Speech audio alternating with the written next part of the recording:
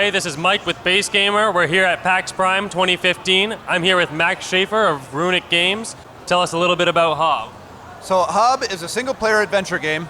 Runic Games has made its fame on action RPGs, and so this is a very big departure for us. It's a really fun game that involves combat, exploration, puzzle solving, and uncovering the mysteries of a very complex world. Awesome, and what made you guys decide to go from the online platform to a single player? Well, we knew we didn't want to make an action RPG again. A lot of us have been doing that for as many as 20 years, and we all are big fans of adventure games and feel like that it's an underserved genre. And so for our first foray into it, we wanted to stick with a simple single-player game, an experience that we can really focus on a single person's experience through the game and not worry about multiplayer. Maybe HOB 2. So what kind of unique mechanics can we expect in HOB? What makes it a new platformer? Well, it's got a very dynamic world. We shift around the world a lot, and you alter the landscape, you change the ecology of the world, and you use your character has a gauntlet that he gets from a robot, and the robots are on this world to fix the world.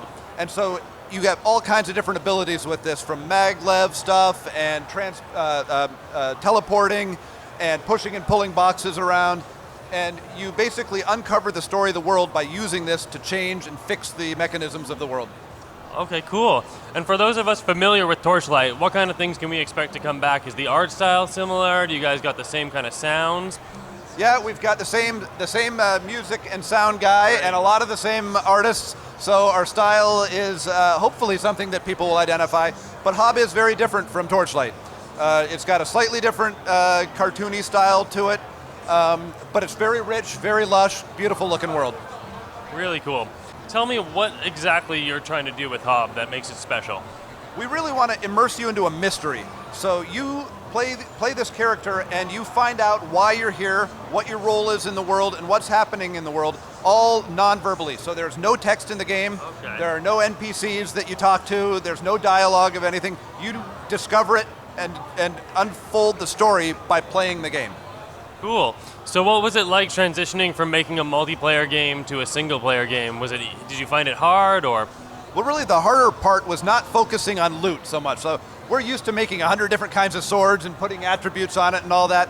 And in this case, we really get to focus more on the movement of the player and the mood of the scenes and the story of what's going on, rather than the basic quest givers and the loot drops and all of the regular stuff that action RPGs have.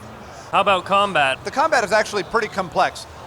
Because we don't have 50 monsters running at you all the time, we're able to spend a lot more time on very specific, unique animations. Lots of different combo attacks that you can do. You can roll into an attack, you can jump into an attack. Each one has a lot of variance, so it feels very organic when you're playing.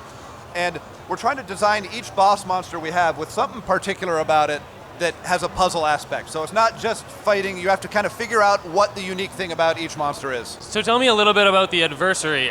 What are you facing? What's the oncoming problem? So there's three things that you face in this. Hostile monsters that for some reason have erupted on this planet. There's also what we are calling rogue life, which is like an infection that is taking over the planet.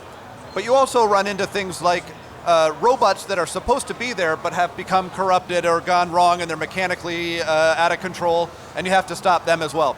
You'll also run across ambient creatures and benevolent creatures on the planet that also play a role in this and unfold kind of why you're there and what you're doing, and it all comes clear by the time you finish. Does HOB have any allies on the world? Oh, absolutely. There's iconic little sprites, the statue you see behind us here. These guys kind of guide you around and are clearly friendly guys, and there are more things like that that we have yet to talk about because they're secret. Cool. And what about the future of HOB? Will there be more HOB be featured in more games after this, or will there be an expansion? Right now we're just focusing on making HOB.